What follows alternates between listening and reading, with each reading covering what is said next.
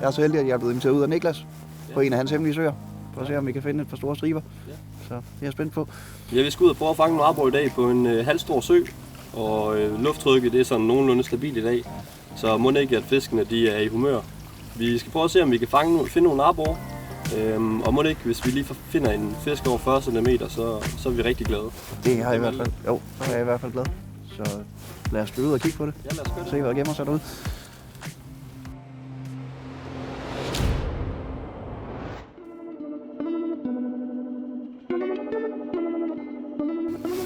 Niklas, nu er det en ret stor sø, vi er på. Ja, hvordan kan det være, at du har valgt, at det lige præcis her, vi skal starte? Jamen, udover at jeg har været ude og scout i forvejen, og jeg har set nogle fisk i det her område her, så er der også et oplagt sted, når det begynder at blive koldt. Vi er jo i december måned, og det er ikke fordi, vi har fået alt for meget nattefrost, men når det begynder at blive koldt, så har fisken, og især de større fisk, en tendens til at søge hen i den her bugt her, hvor at bunden også er lidt blød. Faktisk så kan generelt store aborrer også rigtig godt lide blød bund, og den her bugt her, den gør, og nok også den bløde bund gør, at det holder lidt mere på varmen. Ja. Sådan. Det var dagens første. Fin lille arbor her. Og fin farve. Arbor er bare... Jeg synes, det er en af de smukkeste fisk, vi kan fange herhjemme. Det synes jeg bestemt. Ja. Og fisk. Også en lidt mindre fisk her. Ja. Og der er den første fisk, vi vedkommende her. En fin lille fisk på 30 cm.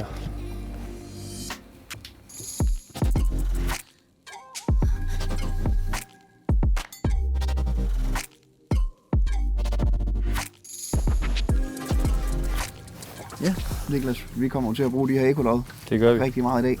Det er en stor hjælp, når man skal finde fisk på en stor sø.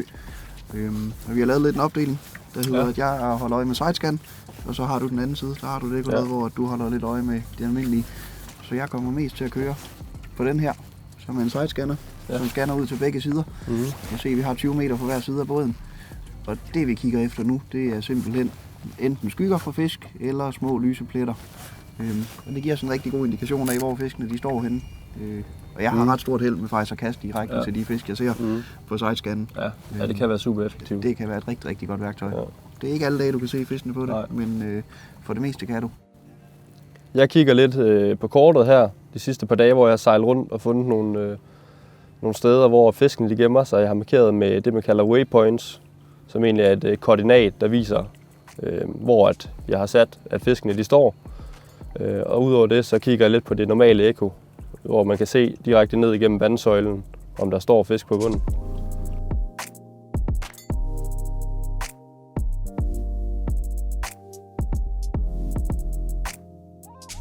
Altså noget af det, jeg elsker ved arborfiskeri, det er, at de er mega lunefulde. Og du kan tage ud en dag, og så kan du have helt vildt fiskeri, og så kan du tage ud dagen efter, og så kan du fange absolut ingenting. Og en af de primære grunde til det er, at arbor de har det, der hedder en lukket svømmeblære. Så de kan ikke regulere for trykket, som for eksempel en havørred kan. Den kan bare lukke luft ud, hvis trykket det stiger eller falder. Det kan en arbor ikke. Så den eneste måde, den kan regulere for trykket på, det er faktisk ved at svømme op og ned i vandsøjlen. Så en god tommelfingerregel, det er, at hvis der er lavtryk, så står arborerne på bunden og kan godt være sådan rimelig inaktive. Og det samme gør sig gældende, hvis der er store udsving i trykket, så kan de også godt blive meget inaktive. Så hvis du skal have rigtig godt arborfiskeri, så skal du helst have stabilt tryk i en længere periode, og ellers så stort højtryk, der lige har lægget der lidt. Det plejer virkelig at kunne sætte gang i dem. Men det har også meget at sige med, hvor man skal fiske dem henne i vandet. Fordi hvis der er lavtryk, så finder du ingen arbor oppe i vandsøjlen. Så står de alle sammen koncentreret nede på bunden. Og omvendt, hvis der er stort, stabilt højtryk, som ligger og brager løs, så fanger du ikke nogen arbor på bunden. Så er de højt oppe i vandsøjlen og jager meget vildere. Jeg kan faktisk rigtig godt lide at fiske dem, når der er stort lavtryk.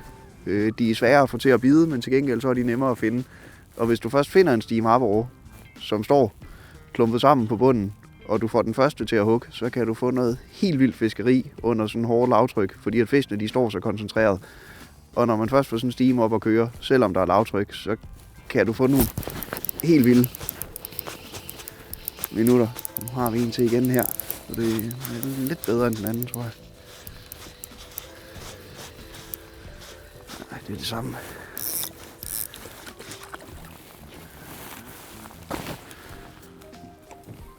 Nogle gange, hvis fisken er lidt træge, så kan det faktisk være en fordel at lade jiggen stå på bunden, så den står som en fisk, der kigger ned med bunden opad.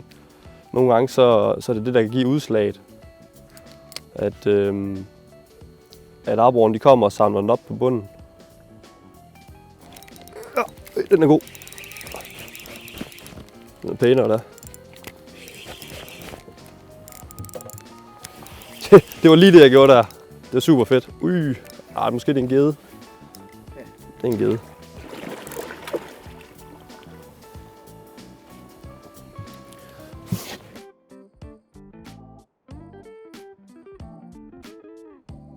Udover at fiskene de kan stå forskellige steder i vandsøjlen, alt efter om der er høj- og lavtryk, så skal man være opmærksom på, at på forskellige tidspunkter på året kan de stå forskellige steder i søen.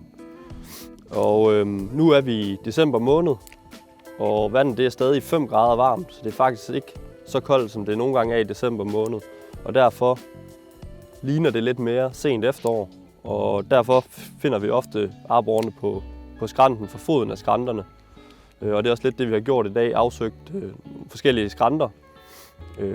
Alt fra 6 til 10 meter vand, og vi har fundet dem primært på de der 7-8 meter vand. Når det begynder at blive koldt ude på søen, sådan rigtig koldt, så dannes der det, man kalder et springlag, hvor det kan være i pelagisk i midten af vandsøjlen, at der er nogle lommer rundt i søen, hvor vandet det er noget varmere end det er andre steder. Og når det er rigtig koldt om vinteren, så kan det være der, at fisken de står.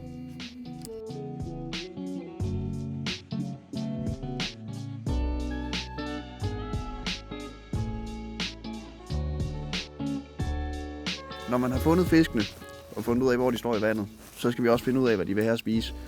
Og noget af det, der er med aborre, det er, at de kan være helt vildt lunefulde. Så derfor så er det en rigtig god idé at have en masse forskellige farver, størrelser, former på dine jigs med, så du kan kode dig ind på, hvad det er, de vil have på dagen. Jeg har startet med sådan en lille transparent en her, og fået et par små fisk på den, men vi har også fisket i nogle stimer af fisk, hvor der ikke har været noget som helst, der har villet pille ved den.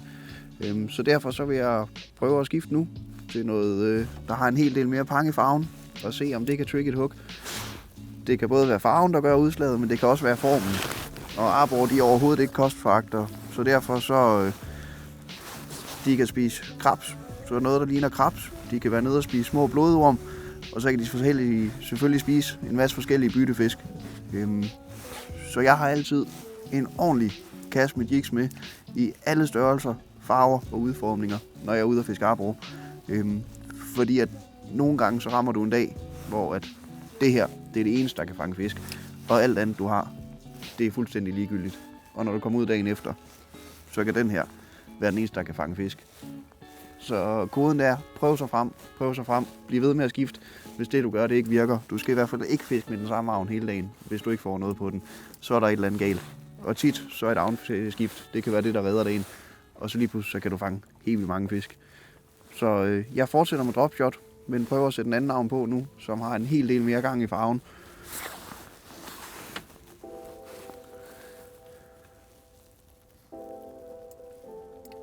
Den sætter vi bare sådan der. Så sidder den der. Og er helt dejligt levende. Så må vi se, om det kan noget. Der er jo lige et rigtig godt juletræ her med nogle aborre. Så man kan se, hvis man går tilbage her på ekoloddet, så kan vi se, at de står her. Kunne godt være nogle finere fisk.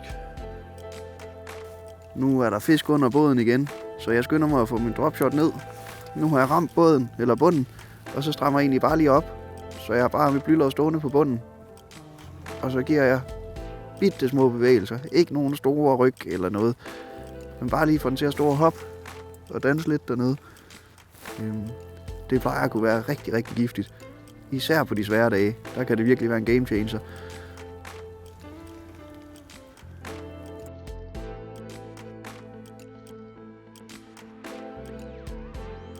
Ja, Niklas, der fandt vi en rigtig god stime. Det gjorde vi. Men De vil absolut ingenting. Og vi kunne se på loddet, at vi havde vores jigs lige nede i hovedet på dem. Ja. Og vi kunne faktisk også se, at fiskene de fulgte efter. Ja, men De vil ikke det store i dag.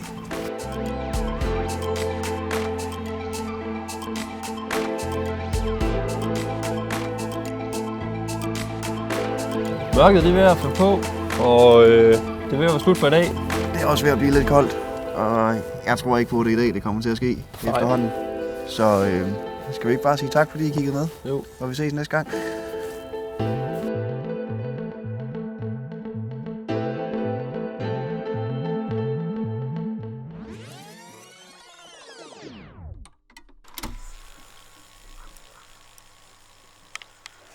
En 2 kilos igen.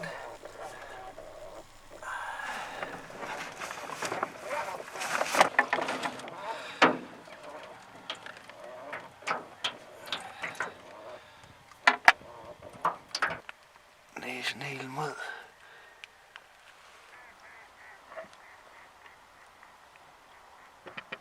Det er sådan, de skal se ud. Super tyk over ryggen. Den får lov til at svømme igen.